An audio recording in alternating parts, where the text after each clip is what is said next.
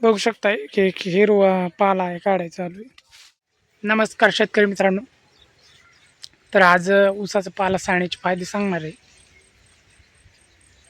बघू शकता इथं पाठीमागे 15 दिवस झालं पाला साळून घेतला होता. पाला साळल्यानंतर ऊसाची जाडी थोडीशी वाढलेली आणि जाडी वाढली. जाडी आणि ऊसाची हाईट पण थोडीशी वाढलेली. आपण इथपर्यंत पाला साळला होता 1 2 3 म्हणजे 3 कांड्यापासून ऊस वाढलेला आहे पाला साळल्यानंतर.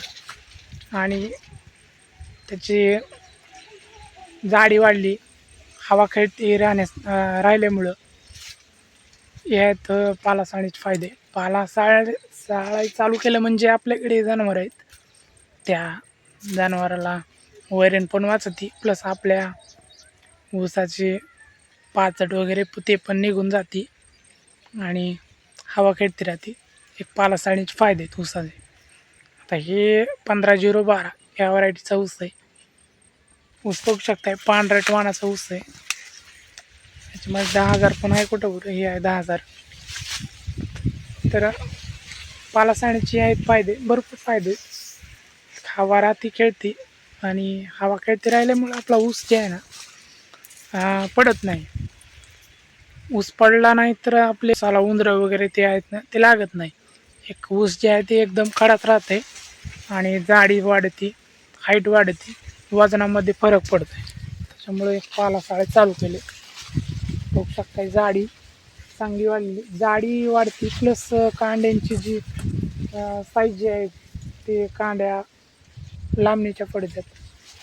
बघा इथं आपण इथपर्यंत पाला साळला होता. आता इथले 2-3 कांड्याचे आहेत ना ते आता मी काढलेले आहेत. तर आता आपण कांड्या साळल्यानंतर आपल्या ऊसाची कांड्या एकदा मोजून घेऊ.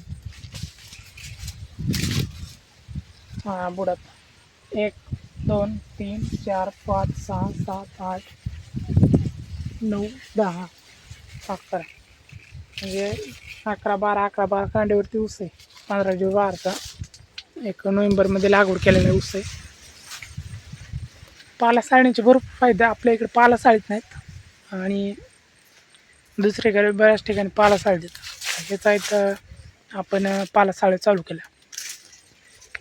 तर कसा वाटला प्लॉट ऊस सगळं आणि आजचा व्हिडिओ कसा वाटला कमेंटमध्ये कळवा. चला तर भेटू पुढील एका व्हिडिओमध्ये.